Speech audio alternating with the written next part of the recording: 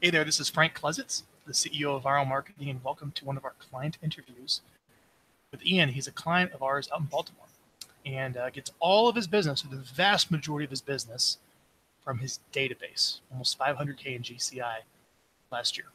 And what we want to cover today is Ian has a very philosophical approach, a way of going about building business that is relationship driven at scale. So let's say that again. It's relationship driven at scale. And he's doing that by building a database, getting himself on video, communicating consistently with his list with videos that people actually want. And what we're going to do is we're going to interview Ian today about how he's loves selling real estate. He's very happy with it and loves waking up and going to work. And he has very good conversations with people and is building his list, communicating his list with a very relationship driven approach. So this interview is for you if you are held hostage by 100% of your business, let's say coming from just internet leads. Let's say the majority of your business comes from lots and lots of cold calling that's not your natural behavior style and you don't necessarily like doing over the long term. Or maybe your business is very marketing dependent, where the messages you're putting out into the marketplace, especially now at the time of this recording or this live event here, isn't maybe really resonating with the market where there's low inventory and everything sells so quickly, right? So if you're looking for a very sustainable, a very long-term approach to building relationships at scale with media, which is what we help you do here at Vyral, I want you to pay attention today because you're in for a really good treat with Ian here. So Ian, welcome to the interview. Thank you so much for doing this, my friend. Yeah, man, my pleasure. Thanks for having me. Absolutely. So you heard about us from a GoBundance event, which is a wonderful group of guys that get together and share ways to grow their lives and get better at business. And if you haven't checked out GoBundance, check it out. It's a wonderful organization. Well, I'm going to plug. I'll plug M1. So GoM1.com, GOM1.com. Mm-hmm. And that's really where I came into it. And then I met the GoBundance guys like Jeff Cohn.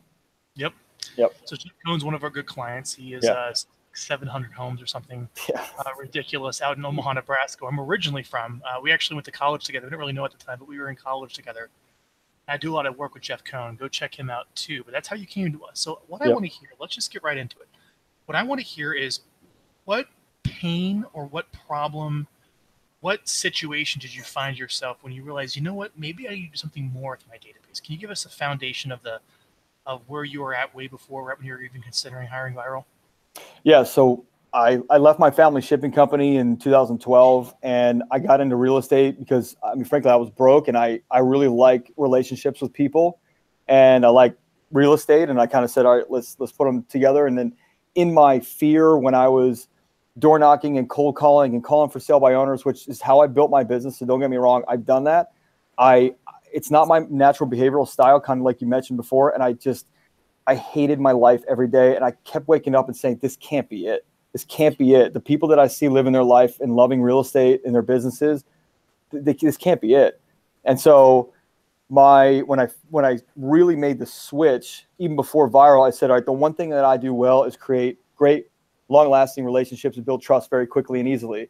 And then when Vyral came to me, it was a no-brainer that my natural behavioral style is to be on camera. I like that. And I wasn't great at it in the beginning, and Reed coached me through it, but I just started making videos and I didn't watch them back. I just let them go out because I didn't want to judge myself or feel like I was worried about what people think. I just shot and hit, send. And then I started getting really cool feedback, and people were like, hey, that video was really nice that you sent out. And it just kept driving. Okay, there's a lot here. I know, okay. And I'm trying to get this is good. I know. Let's step back. Okay. You're broke, and you decide to go into real estate, and it's a 100% commission job, and you're probably motivated out of fear of I have to get some business. 100% out of fear. My wife came to me and said, I was teaching swimming lessons for $10 an hour because that was the only skill that I had that I knew I could rock out because I'm a master swimmer. And for $10 an hour, I was teaching little kids swimming lessons. And I'm like, oh my God, look at my life. And I was very successful in my dad's business. And I was broke. I was empty inside. I was feeling really worthless. I didn't know what I was going to do. And I knew that I couldn't let my wife down. And so I had this idea that I was going to get into real estate. Actually, my wife kind of pushed me and said, you can sell anything. Why don't you sell real estate? Because we were looking for something that I could sell that was like, I call it a reduction gear. So with my effort on the front pedal, how many turns of the wheel can I get? And what I mean by that is like, how much money can I make from one push of the pedal up here? So if I sold, widgets and made $10 an hour, if I sold, other widgets and made $50 an hour, can I make $100 an hour selling real estate? So my time would be best spent with the most amount of monny earned. So why real estate? Did you just come up with the idea, or did someone draw you into it? No, my wife really was like pushing me on it. I had been a real estate investor before, but I never really had a license, and I was investing in different places, and it seemed like the right fit. Honestly, I didn't think about it too much. It just was like, I can help the most amount of people. I can have fun. I don't have to sit in an office, and I can make a more money than like selling, let's say cars or other products.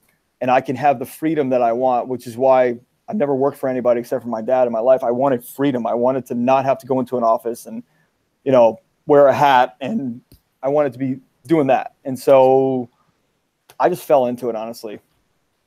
Great. Yeah. So you join a brokerage. Yep. And you're told to do what to get that business? And remember, you are scared to death, and you'll listen to anything, and you need to make that money now. I want to remind the audience of the state that you're in. So let me just paint more of a state. My house is in foreclosure. I'm living there and dodging the foreclosure notices and working with the bank to try and keep the house, which I did, and I still own the house. And I'm dodging the repo man. All right, so that's the fear. Wow. And then I got to go home every day and tell my wife, like, I didn't figure it out today. And dude, that was pain that I'd never felt before, especially for another human being. And so anybody that says I'm doing this for my family and they're failing at it, you're not doing it for your family well enough. Because if you're really pained, you'll do anything it takes to make sure that your wife doesn't cry at night, or that you don't have to figure out whose car gets gas this week, because that's the situation I was in. And this was 6 years ago? That was exactly 6 years ago. Not even, okay. Not yet. September of 12. So you join a brokerage, you show up brand new, and what do you do to start making money? And I said, look, I can hustle. I can work 18 hours a day. I can do all that. Tell me what to do, and I'll go do it. And she said, FSBOs, door knocking, and that was the manager.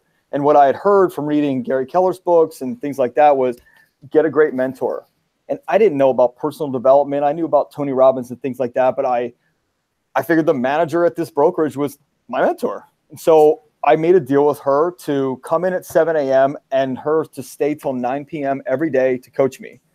And she coached me on for sale by owners and door knocking, and did a pretty good job, because I had my first FSBO in the first month. I had 2 more listings in the same neighborhood within the next month. And so you're just on the phone. Cranking it, man. Hating every minute. I couldn't stand picking up that phone. And I'm good at it by skill, but by preference, I just want to influence people in a different way, and I want to have warmer conversations. And so, frankly, that's okay. But you're doing the work. You're making the calls. I love it. Yeah, I'm doing the work. How long does this go until you start feeling some success? Like, I can actually make a living at this. My first closing was, I started September 5th. My first closing was middle of November. That's good. And you're at a good price point, about 400,000, you said? 275 is the average. I just choose a higher price point if it was my choice, but I do take things that are a little less than, sure. Yeah. Okay. So that continues. How long did you follow just that path to get your money? 6 months. So 6 months. What happened at 6 months?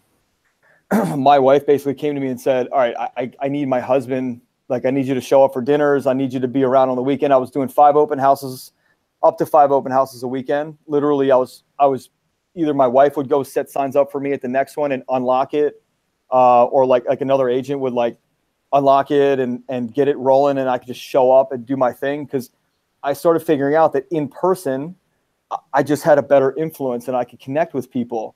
And so I was like, all right, open houses is now my game. I stopped with the for sale by owner calls, and I just started showing up on for sale by owner doorsteps, because I was desperate. I had nothing, and I could not fail. I said to myself, if I don't succeed, I'm walking into traffic. Like, I gave myself a succeed or die, and I was not going to fail. My wife and I wasn't going to fail. So My first FISBO, I competed against 12 other agents. I'd been licensed for 1 month, and the house didn't have heat. It was in a great neighborhood, just didn't have heat. And the guy just grilled me for 2 hours. And after that, I left there with the listing, and I felt great. And I said, I'm not doing that again. That sucked. That really sucked. There's got to be a better way. And those people are great friends of mine. Sucked? Just going up against 12 people? Yeah, like because you're cold and you're nobody to them until you are somebody. And I'm fortunate enough that I've been taught by my dad and by other mentors to sell myself very well and become personable and pick up on things that people like or they're wearing and just get that background and relatedness very quickly. But other people don't have that. And I was nervous. I was scared. I didn't want to be rejected. I didn't want to do all that work for nothing. Not that rejection doesn't come in the referral game, but at least I needed a warm intro. I needed something where people actually had a little bit of understanding about who I was and some trust in what I could do for them in terms of my skills, my effort, my energy, and that kind of thing. Now, everything's 2020 in hindsight, but yeah. Why? Again, I want for the audience. Why didn't you see that at the very beginning? Maybe I did, but I didn't know. What do you mean you didn't know? So the structure of learning. You don't know what you don't know until you know what you now know, and unconscious incompetence, I guess they call it. I didn't know anything different. I just thought that this is the game, the for sale by owner game and the door knocking game. And if I wanted to compete in this game, like other agents had, I believed what I was being told for a very quick minute. And so I figured I got to go and hustle, and that's what I can do. And you did, and it worked. But you got to 6 months, yeah, and something shifted. Tell me more about the 6 months. Yeah, so March 2013 was my first $1 million closing month. I was 6 months in, and I took my checks home, and I should have made roughly like 30 grand, and I think I took a check home for like 11,000 after the brokerage cut, and I'm not going to tell you the brokerage. The big one. And my wife was like, what the hell is this? They're making more money from you than you're making, and you're doing all the work. And she said in the sweet, my wife's very sweet, non-confrontational, but I looked at her and she goes, you're the #1 agent out of all those agents in your first 3 months in business. And now in 6 months, you're now I think I was like 19 out of 1,500 agents. And I mean, I was hustling, dude, 18 hours a day, 7 days a week. And she goes, you always told me about leverage. You have leverage now, and you need to make your leverage count. And I was like, okay. And then she said, and you need to figure out a new way because this way isn't working. Yes, you're bringing home money, and yes, you're helping save our home from foreclosure, and our cars aren't out for repo anymore, and we can eat. But you're only hitting one of the gardens of life, just the financial. You're not the husband I need, and when we have kids, and you're not the best friend, and you're not great to any other aspect of your life except for making money for us, which was my only goal because we were broke. And that's when I actually just started learning about personal development and realizing that I needed to change my way, and I needed a warmer intro to people because people would trust me and know that I'd work hard for them. And then that's when I started doing some video content on my own. And then you kind of fast forward to like 2015. So at 6 months, you start thinking about is there a different way of going about business that can solve that? Yep. Tell me some of the options you weighed, and tell me the story of kind of how you led up to making the decision that Vyral is a good idea. I want to hear that process. Yeah. So I built a nice database of Sphere database by, that 6 months, year in. At about a year in, I left that brokerage and went to Keller Williams, and that's where I've been ever since. And kind of the same thing, but in a different way, with a much more structure at KW, but it was still pound the phone. And I was calling all my sphere, and I was calling on people that I'd done business with. And I started thinking and I'm doing coffees every day and dinners and lunches and breakfasts and hanging out and having client parties, but I knew that wasn't as sustainable as I would like it to be. And I get it. People can do that at a very high level. It just wasn't. It's not your natural behavior style. Yeah. And so I knew that getting myself on camera, first of all, when I started my Facebook page and my Instagram page when I first started, I set a a parameter that I work within. And that was 4 things are the only things I post. Me as a person. So the things I like to do, like, you know, flying and boating and water and swimming and things like that. Me as a business guy. So my success in business and the things that I celebrate in business and the people I celebrate. Love, like my wife and I and that kind of thing. And family. So like now my daughter and, you know, things like that. And that was it. Only 4 criteria. I don't talk about really anything else. I mean, I might post like something I ate that was cool, but that falls into one of those categories. And I set that parameter to make sure that I was building a great brand online. And then if you kind of fast forward in the content that I was building online, when I got to about mid 2000, like beginning to mid 2015, I knew that I had to step my content game up. And that's when I started looking for options. And I came across Vyral like early, but I didn't take it.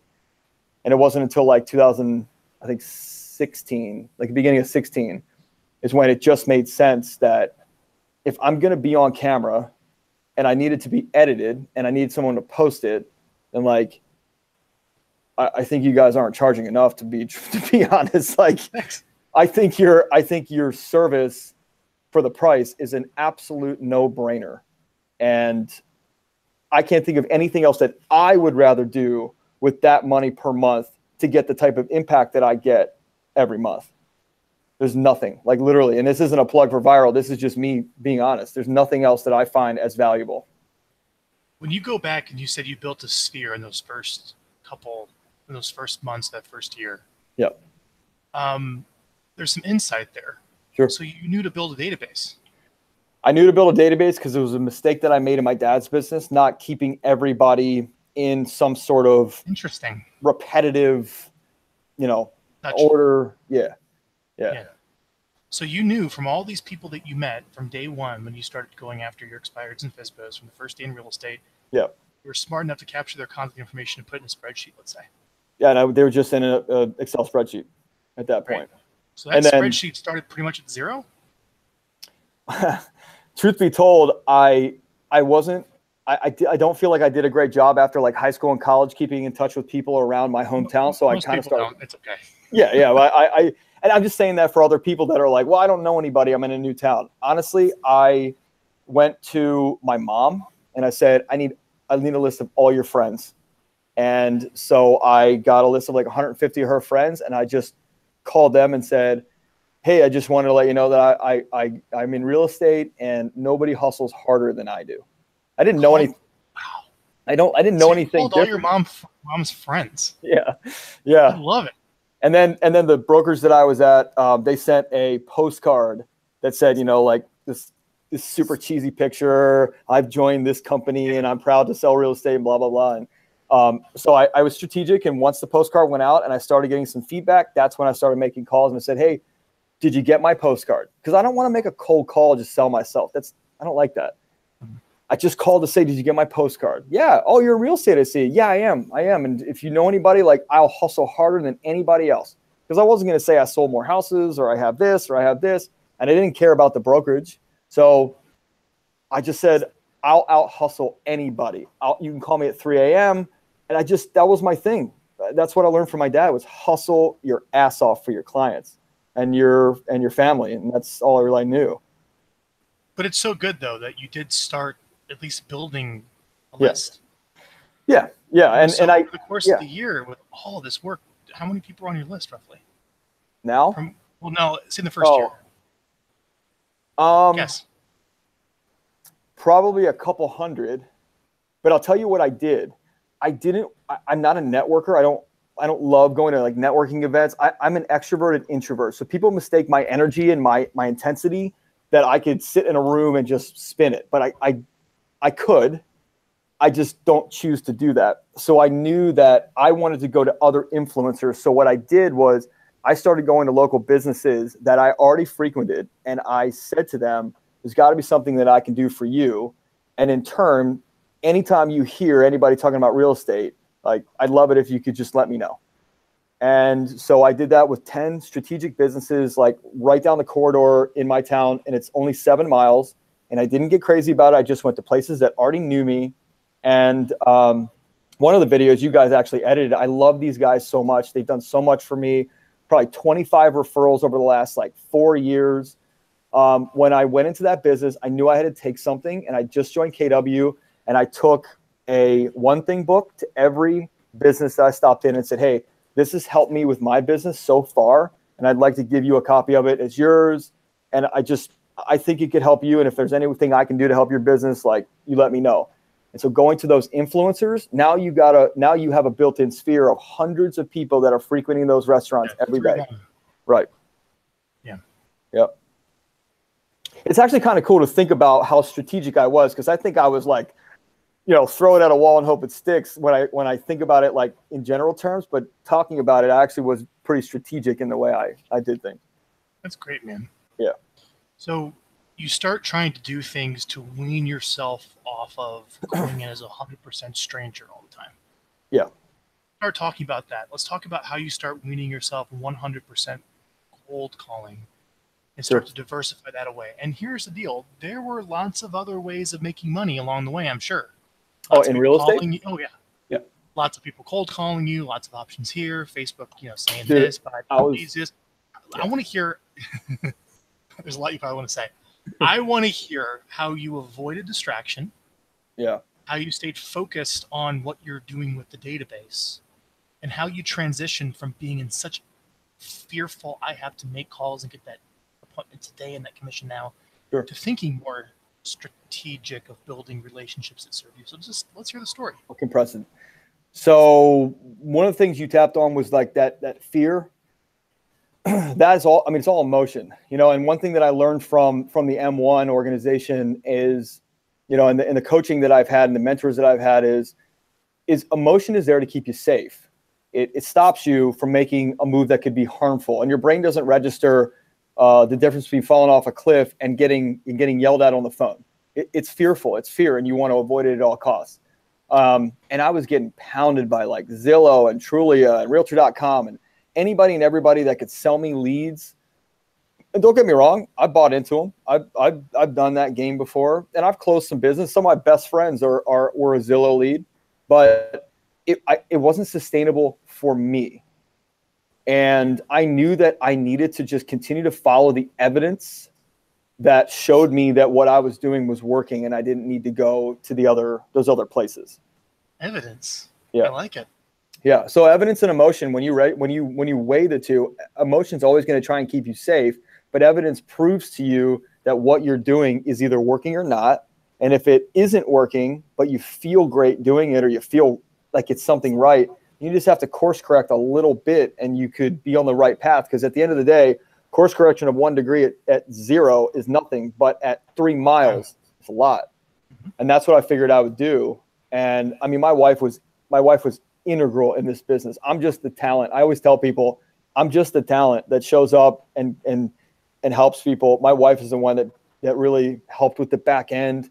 And, we just started like putting email lists together on like Constant Contact, and we would mail out for, our open houses, and we would mail out for little things we were doing, helping this person move, or we would do a mailer for one of our buddies in their restaurant if they were having like an event, and we would do that, and it just warmed us.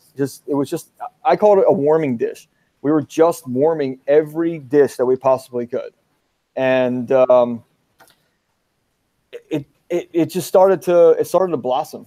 It really started to blossom, and our sphere has been very good to us, and we've been very good to it. I mean, it's been amazing. Like we've had such a fortunate time in business that, yeah. So I don't remember the rest of your question. No, it's okay. This is good. So you're basically out cold calling, pounding pavement, making calls to build your list, but you're also calling all your mom's friends and everyone that you know. Right. And you're trying to get phone time to start a relationship in some way where they know who you are and link you to real estate. Right. That was getting the freight train started. Yeah. And you added those people to your database to either get letters or emails from you or updates on Facebook in some way so you can stay in touch with them. Right. But then you also figured, hey, maybe I should go to some local businesses too. Let me bring something of value to start the relationship. In this case, the book. Yeah. And by you staying in touch with them in that way, you've been able to earn referrals to their customers and the people that run through them, which has been Yeah. great. So over time of you sending out these things, I mean, you would start publishing stuff out, educating people, communicating with your list. It kind of got this synergistic effect where now the majority of your business is all from people you know. Is that correct? Or people they know. Or people they know. So it's Yep. either it's all warm. Except for open houses. Yeah. But what's really cool is that a lot of people, like I like open houses. I was at an open house yesterday and somebody walked in and said, "Oh my God, how are you?" And I'm like, I'm great. How are you doing? And they were like, "Oh, you don't know me, but I know you." And I'm like, "Oh, cool. How do you know me?" And she was like, "Oh, I've seen your videos." I was like, "Oh, I guess you're on my list." And she goes, "No, my friend sends them to me." And she told me who her friend was, and I don't know her friend, but I looked on Facebook, and I know her friend through 3 other layers. So like that's the power of the compound effect of when you put out good stuff that actually is valuable to people, and you're charismatic, and you can pitch it. Like, don't get me wrong, and we'll talk about this later, but I practice in front of a mirror all the time. My wife thinks I'm so self-centered, but I want the videos to be me, not this like, "Hello, today we're going to talk about mortgage rates." Like I wanted it to be natural, and just when people met me on the street, like it's the same guy that I see in my Facebook lives or my videos or whatever it might be. You probably see people in your office, and then we're going to move into the how you do this. But I like getting this story because this is very beneficial. You probably see people in the office that are very unhappy with their job selling real estate, that are still cold all the time. Now, for some people, that's fine. That's who they are. They can handle it. I would safe to say the majority of people, that's not a very long-term thing that they can engage in, but they do it because that's really all they know. Sure. So what traits make you better at this type of marketing, building and communicating with lists and talking to people that you know for business, when so many people struggle where they still stick on I'm just going to speak with strangers? When the shift is really just a matter of building lists, sending stuff out, and calling people you know.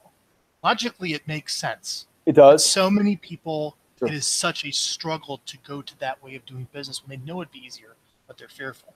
Why? So one thing you touched on earlier that I want to just tap into real quick was distraction. Like, to anybody that thinks that to be successful, you're not distracted. I mean, if my wife were here, she'd be like, "This guy's the biggest bingo brain in the world." And I use ADD and ADHD to my advantage to be able to kind of contemplate multiple things. And it's just been a skill that I've developed over the last 35 years. I used to think that it was a detriment. And then I started doing research and onto how my brain worked and why I was like constantly fighting like the norm. And just embrace it because it is what it is. But to go back to your point, fear stops everybody in their tracks. The fear of the unknown, the fear of missing out, that's going to be something or the fear of not being liked. I mean, remember, in our prehistoric brain, when you were an outcast, you were outcast from the fortress or the castle walls, and you died. You had to fend for yourself out there. Your family was inside or whatever. You had nothing. So I think there's a prehistoric notion of not being liked, not being received. And so I know more people that won't call their sphere for fear of rejection than to call a stranger all day long and be nobody to them until they are somebody. And I just never felt that way. And I also don't call people and ask them for business. I never really do that. At the end of a phone conversation, I might say, "Hey, listen, if you know anybody, hit me up. I'd love to help out anybody you can." And they know that I'm going to take good care of them. But I remember sitting in the office at the KW in 2013 and like hearing people pound the phone and then just like leaving so defeated. And I just didn't want that for my life. I didn't want to feel like I was just another piece of meat being thrown to the wolves and I had to be a better tasting meat or a better season or whatever it might be. I just didn't want to be that guy. I wanted a better quality of life than that. So yeah, fear stops people, but I think there's some internal personal development that people need to do inside to figure out why are they afraid of hearing no or being rejected or, like I did landmark training a couple like last year, and they talk about the meaning you put behind things, and the meaning of the word no needs to be reframed from no. And then what you associate inside is, oh my God, nobody likes me. I'm going to go broke. I'm going to be, and I've had those thoughts, but really the reframing of that is the word no is just a place to start. And now impulsively, and it kind of like has freaked me out a couple of times that I say it so fast, but when somebody says, no, I'm fine, I'll go, or they'll say, no, I'm good. I'm just going to do it on my own. I'll just say, oh, why is that? And I'm nice about it. And they'll say, oh, I don't know. And I'll say, well, may I just speak freely? And they'll say, sure. I'll go, most of the time when people say no, they're just kind of like uneasy or unsure about what the next step's going to be. I just want to tell you, there's nothing that you need to sign and there's no money you need to pay me. I'm going to give you my expertise for free. I'm going to help you through the first 5 of the 10 steps. And then at that point, if you feel like that I'm the right person, I am going to ask you to sign a contract so you can lock up my effort and my time. And I practiced those scripts. I wrote them out and I practiced them religiously. And that's, I think, the other thing that people are fearful of is not knowing what to say when they have to say it or being thrown off of the standard script.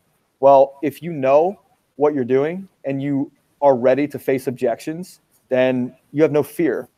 And so like Rock Thomas, my coach who runs the M1, he says all the time, pay the price of practice in private to perform flawlessly in public.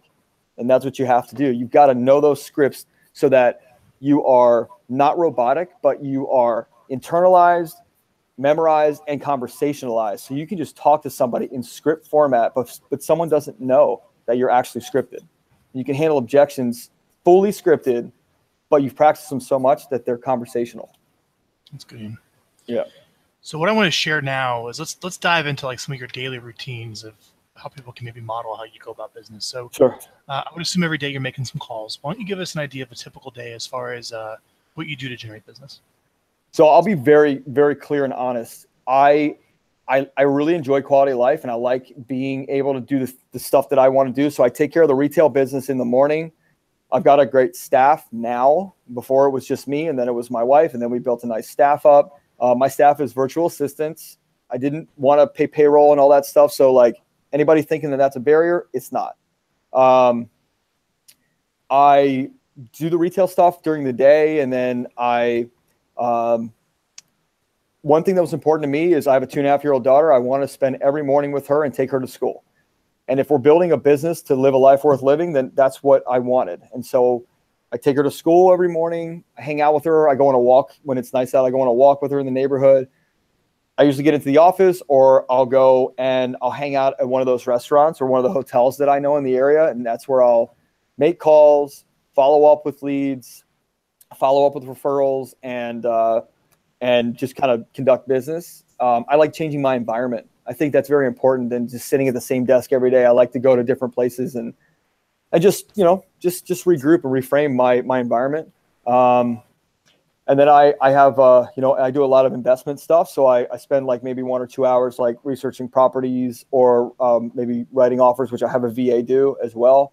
And then the afternoon is when I make a majority of my calls in the afternoon because I feel better in the afternoon and I feel like I'm in more of a flow state. And so if I have 20 calls to make, I'll make all 20 calls in the afternoon. What are the calls? Like this morning and into the afternoon was people from my open house from this weekend, which was a lot. And we got one of our listings sold from the open house, which we do a lot, honestly. Calling agents back, following up with clients, the typical stuff like I don't prospect. So I wouldn't, Whoa. Yeah. You don't prospect? No. All right. It's okay. Yep. No shame here. No. Tell me more. How do you do all this business? I have no shame in that. I'm proud that I don't prospect. Well, you know how like people feel shame. We don't feel prospecting. It's like a guilt in real estate. I've felt that before too. Yep. Prospecting for me is what I call just conversations. And so when I call the open house leads, I am very strategic in an open house and I'll pick up 3 things. They're not a lead or a prospect unless you know them enough to repeat 3 things. 1, their name in the correct manner that they say it. 2, something that they like to do and a reason for maybe wanting to move to that neighborhood or a reason for wanting to move.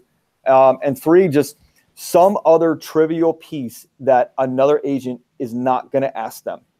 So like a lady came in yesterday and she was in like a dress that like you would wear to a pool. And I asked her, what pool do you belong to? Where do you like to go on vacation? So when I called her this morning, she's the one that wrote a contract on my listing. She felt like I actually paid attention and I actually cared. And so that's prospecting to me. It's just follow-up conversations.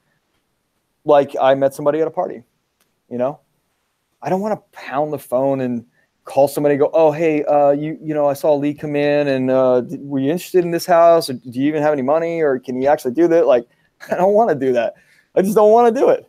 And I think that Defiance has built those little habits and systems around like the video marketing and creating content, things like that, and like handling open houses at a high level. Because I don't want to make calls every day. I just don't. No other reason. I'm not scared to. I just don't like it. And I'm, you know, you could put me on the phone and say, call 3 FSBOs and get them hooked, and I'll give you $1 million. It's interesting. You do make the calls, but you don't view them as calls. You just view them as like conversations with people you just want to talk to.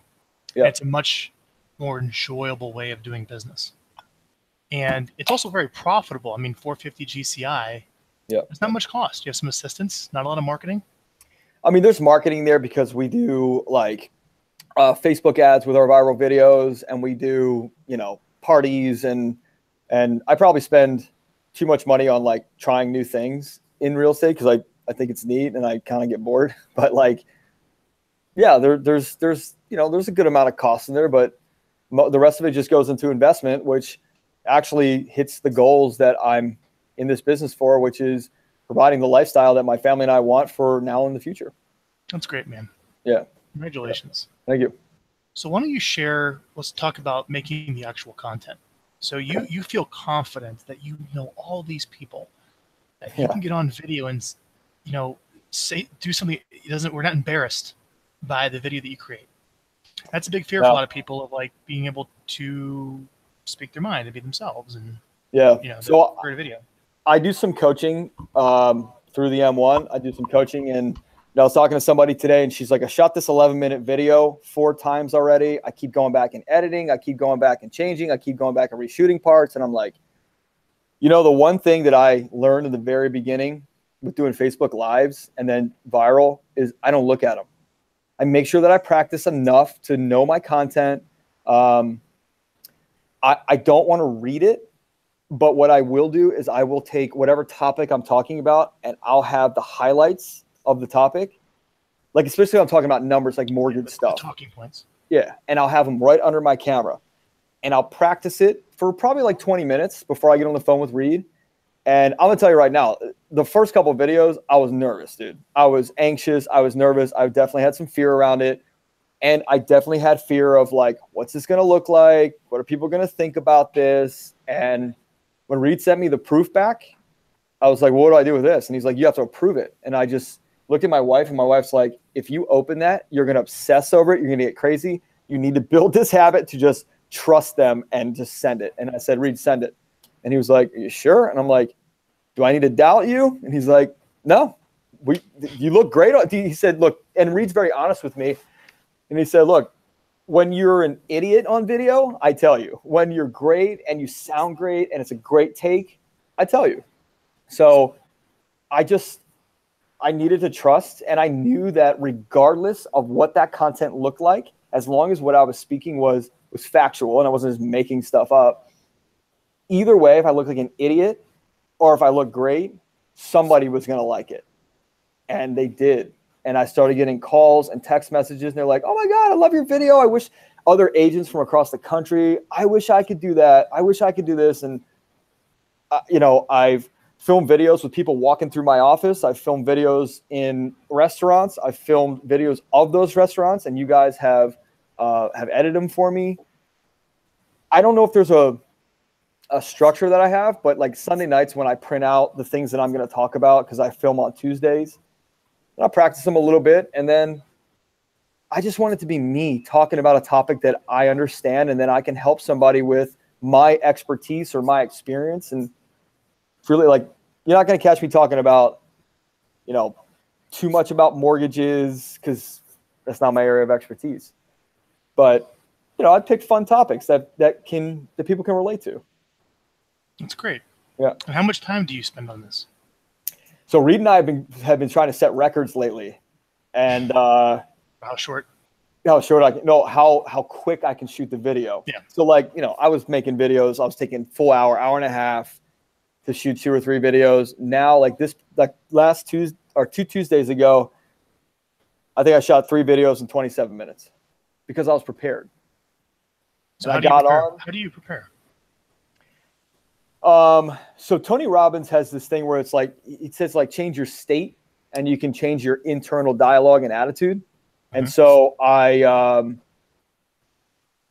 might do 10 push-ups just to change my physiology, just to get that blood pumping. I might walk around the building for 10 minutes and then come back in. I usually don't make any phone calls for like 30 minutes prior because nobody's that freaking busy. Nobody's that busy. And if you're that busy, hire somebody to help you. Like, you're not that busy. And so I just kind of get myself into a mode. And look, don't get me wrong. There's times where I like have a settlement that runs late and I'm running back here, or I'm like in my car. Reed's like just duck into a restaurant and I put these on and I film. I think it's about prepping the content and understanding what you're going to shoot and being comfortable with the content.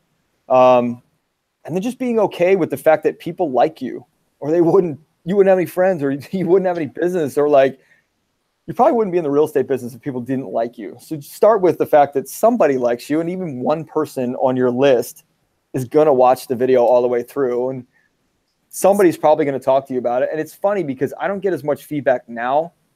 I did on my bloopers video. Oh my God, man. That bloopers video you guys shot for me, like I had people rolling. But like I'll show up at an event or like church or something like that, and somebody that hasn't talked to me or I haven't talked to in a year will be like, hey, by the way, I saw that video you shot like 3 weeks ago on, tips for home inspection. That was really helpful. And I'm like, oh, you bought a house with somebody else. So like clearly it didn't work, but people are watching it, which I like. And I will say to them, who was your realtor? I love meeting great realtors. Did you have a great realtor? And they'll say, yeah, listen, man, my neighbor I've known for 15 years. And I'm like, oh, no problem. I totally get it. I just want to know that if they use somebody random, like, could I have done something to influence them even more? But usually it's a family member or someone they've worked with in the past. So it doesn't happen a lot, but it is what it is. So I'm going to ask you kind of a ridiculous question in this context. Sure. Obviously, this is a whole philosophy, if not religion, of how you go about doing business. You have a very clear modus operandi of how you want to sell real estate. And getting people to know who you are through video is just a natural extension of like all facets of your business. Yes. How do you answer the question of what's the ROI in all this? So, one, it's what I want to do. It fits my personality type. It's what I like, and I feel great doing. And I feel great about the content that I put out there, and I know that it helps people. So that's first and foremost. Because if it was like I can make the same amount of money calling FSBOs, I'm not doing it. Just not. So I think the second is there's trackability in the people and the referrals that I get. But really the ROI for me is just staying in front of people with great content all the time. And so like, I got a call the other day from a client I hadn't talked to in 3 years. That's my fault. But every 6 months, we just never connected. And when your database gets to a certain point, I don't know if I don't feel that I'm able to keep in contact with everybody the way that I would like to with thousands of people in my database. Because, I like so many people in there. So ROI for me is every month I get calls from past clients or friends of my parents or friends of people in a neighborhood that came to my open house. That's ROI for me because that's registering in their brain. And then from that, they're coming to my open house. They're telling their friends about it. I'm selling property faster. So yeah, there's 2 categories. I've got one that I can directly say, like someone called me from my video or my Facebook ad that my video was on. There's a big ROI there. And then there's another one where I know that they saw a video that I shot because they came in an open house from it, or they called me to come take a look at their house, or they called me for a question of like, hey, we're thinking about selling in a year. Can you tell us some of the things you need to do? Like, I saw your video on home staging is important. Can you tell us the cost? And then I'll wind up selling their house like a year later. So how do you put an ROI on like something that might be 18 months away or 6 months away? You know, like yeah, it's hard. It's just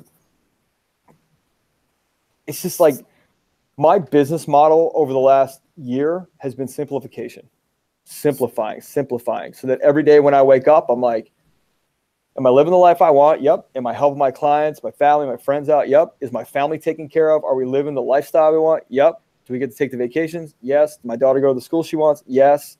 Am I happy? Yes. And that's how I rebuilt my business around that philosophy.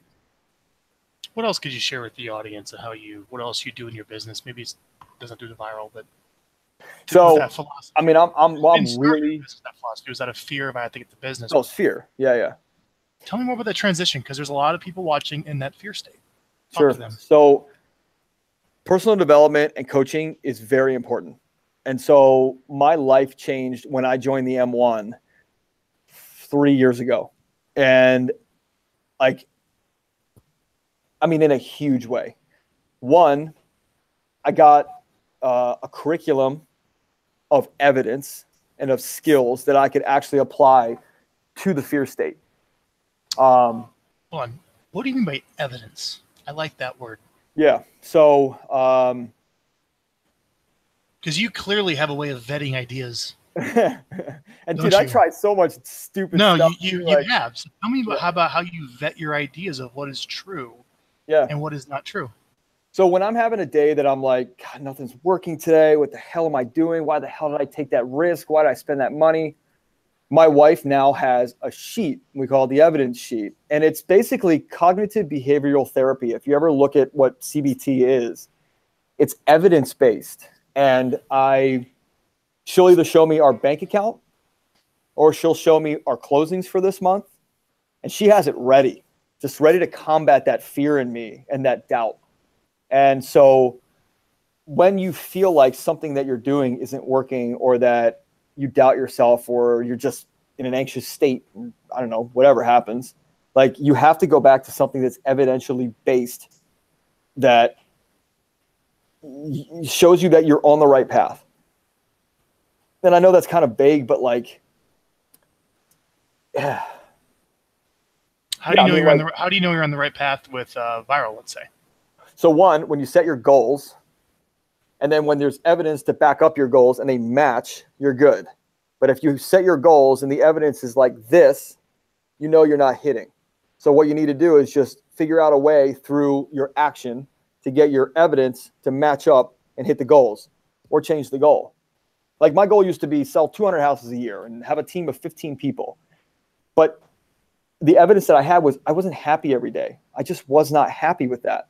And I wasn't feeling like I was giving my highest and best use to the clients or the customers when I was giving everything to the team and like solving their challenges or fixing something or whatever, training them.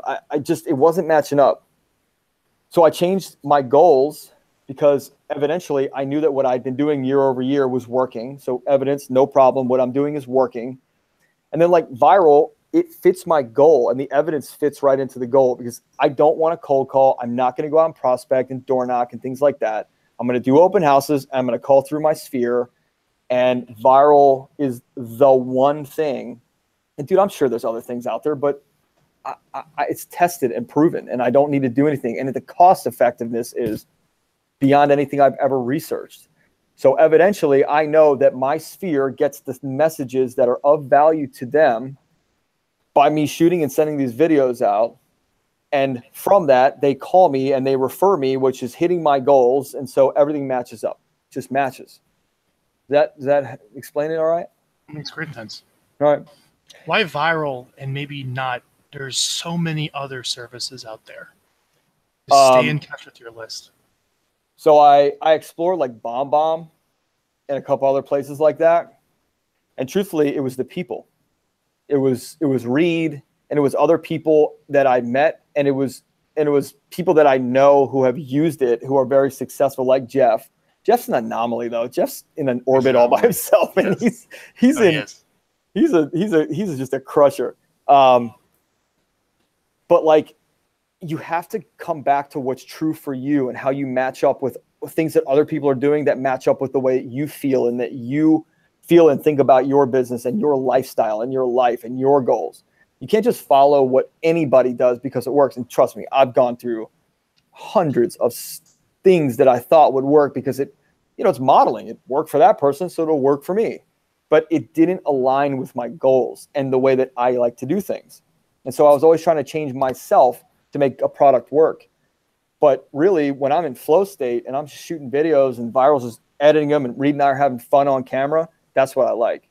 And so, like, BombBomb's great. It's a great product. It just wasn't for me at the time because I just didn't resonate with it. I wanted someone that was going to get on video with me and talk to me as a person and not be like, oh, come on, dude, shoot the freaking video already, like, and actually have a nice banter. So I look forward to my calls with Reed. And I know that I'm going to look good on video. And so I just never had to look for anything else. And so in my simplistic mindset over the last couple of years, I've just narrowed it down to like, these are the couple things I do that are really highly effective, and I just rock them out. That's great, man. Yeah. So to somebody that is thinking about doing a better job, where they've been neglecting their list, they haven't been staying in touch with past clients, they haven't been staying in touch with their sphere, they haven't been staying in touch with people, and they're thinking about getting on video and communicating. Yeah. Speak to that person right now. What do they need to know to be successful? It's about action. You got to get into action. Overthinking, analysis, paralysis, or whatever they call it, paralysis by analysis, you won't hit your goals. You just won't. You got to get into action. And Reed for me is a video marketing coach. And I have coaches for every aspect of my life, from spiritual to financial to personal development to strength training. And Reed is my video marketing coach. And you guys, when Reed's not there, someone jumps on, and I have a lot of fun with everybody. And you guys are my coaches.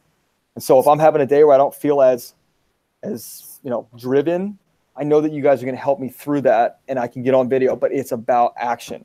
Just get on and hit record, and don't worry about what happens. Just do it.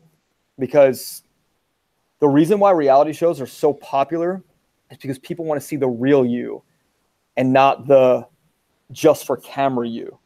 So I stopped wearing dress clothes, and I started wearing just sweaters or just a polo or just a t-shirt. And I haven't shot in a hat yet, but I have now. So here we go. But it's all about action. It's about taking action, not worrying about what people are going to think, not worrying about how you're going to look or how you're going to sound. I mean, you should see my blooper video. You can post it to this group. I look like a freaking moron, dude. I look so stupid in some of these shots. And I'll be honest, it took me a couple weeks to post that. But I just hit post, and it was like the reaction I got, people were like, oh my God, that's so funny. That's the true you. I love it. Thanks for sharing. It allowed people to laugh for a little bit at my expense, and I was fine with that because I shot it. So it's about action. It's about action. If you want something different, if you want your sphere to engage with you, it's going to take some time. Nothing is going to happen overnight in this business. Nothing. You're not going to buy 1,000 leads. You're never going to go through all those. You can't follow up enough. So what I like is in the background, I'm constantly creating video content, and it's just filling the reservoir constantly, so that like now when I go to a listing appointment and somebody says, like before I go, I'll say, hey, check out my YouTube page, and then make sure anybody else you're interviewing, make sure they have the same type of video content, and I'll shoot them an article on Google or YouTube that says video content is #1 for selling anything, especially houses. And I'll tell you right now that my viral marketing has gotten me more listings from not only the video getting the people to then call me, but then the people, when I get there, I'll flip my computer around and I'll show them the type of content that I send out to potential buyer lists or to open house attendees to make it just more easy for us to communicate. And they love it. They absolutely love it. So now I've got, hundreds maybe of videos in my queue or in my database, so to speak. And now what we're doing is we're putting Facebook marketing around those videos. just to my sphere. I don't market to anybody else anymore. I used to do, my videos would go out to Facebook and these targeted audiences. It's just my sphere. That's the place that's fed me. That's the place that respects and loves me. That's what I respect and love. So that's it. Simplified. I do viral videos and Facebook ads to my sphere, and that's it. Literally. And open houses. Yeah. Dude, thank you so much for this interview. Yeah, man. My pleasure. I hope it helps somebody kind of get off the fence or get into action. It will. Tell you what, lean into the camera for me and give me a big smile so I can get a screenshot. Hang on. Oh, that's perfect. That's what I'll use for the thumbnail. Sound good? All right, man. We're gonna go and end this here. I want to say thank you. Well, I want to say thank you, everyone, for coming. If you want a copy of Ian's video marketing plan of where it all starts, you can go to the homepage of our website. Go to getvyral.com, and right on the homepage, you're gonna see download the video marketing plan. I haven't changed it. It's like evergreen. It's literally the plan to reconnect and grow and to communicate with your list. It's like 11, 15 pages. Read it. And if you like what you see, you can go to our website. There's a bunch more interviews with other clients of ours, just like Ian, that it's all on there that you can watch how they're getting results. We have all the examples posted. We got a bunch of good stuff on our website. If you're interested in talking to us more, you can request a strategy session right on our website. We'll talk to you. My sales team is not on commission. We're just going to see if this is a good fit. And you have a 30-day money-back guarantee. So if you don't like your videos and you hate it, you don't like working with us, this isn't for you, that's fine. All your money back, just so we can kind of get started working together and just to see if it's something you really like or not, because you don't know until you do some videos. All right? So I appreciate you watching, and we'll see you on the next interview.